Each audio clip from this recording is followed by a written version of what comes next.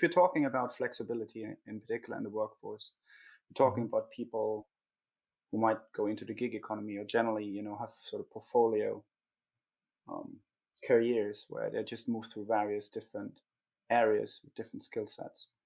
So one of the questions that keeps coming up here, and I just been this week a bit on a festival called the Polymath Festival. It's been very academic, but there's academic high interest on polymath. So the question obviously there is jack of all trade, or polymath or specialist, and is the time of the specialist somewhat over?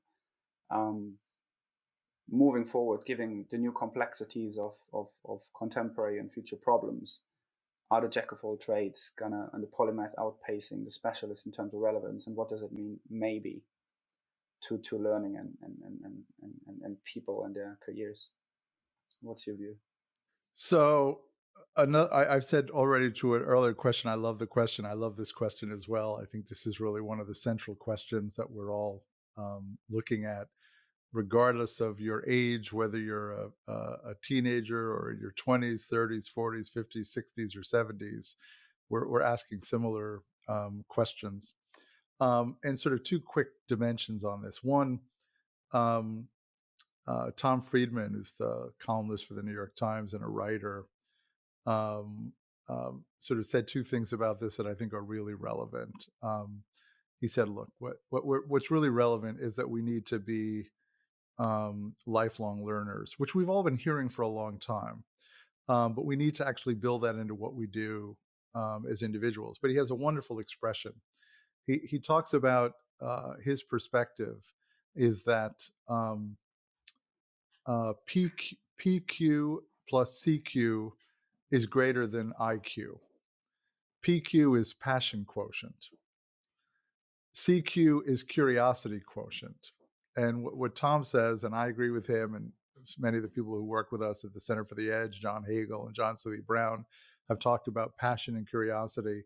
But that passion and curiosity and your ability to be a learner really are more important than specific IQ or really knowledge or skills in a particular area. And the other way that we look at this, and this is a big challenge for all of us, it goes back to that longevity dividend that we were talking about a few minutes ago. You live to be 100, God willing. You work for 50 or 60 years. What really matters is your ability to reinvent yourself. What matters is what we would characterize as enduring human capabilities, essential human capabilities. By the way, we're not calling them soft skills. We're calling them something else, because these are the underlying capabilities. It's sort of like if I were to use a metaphor, it's like a machine tool, right? A machine tool allows you to create multiple parts, multiple manufacturing outputs, because the machine tool has the capability to do many things. And the big challenge right now, both for us as individuals and companies and also public policy perspective, is to actually think through really, really hard, how do we focus on those enduring human capabilities and how do we actually use them? And it's a very big question, but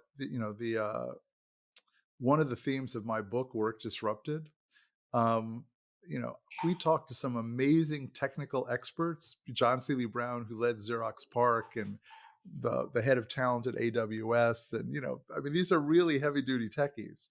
And when we asked them a similar question, they talked about things like passion and curiosity.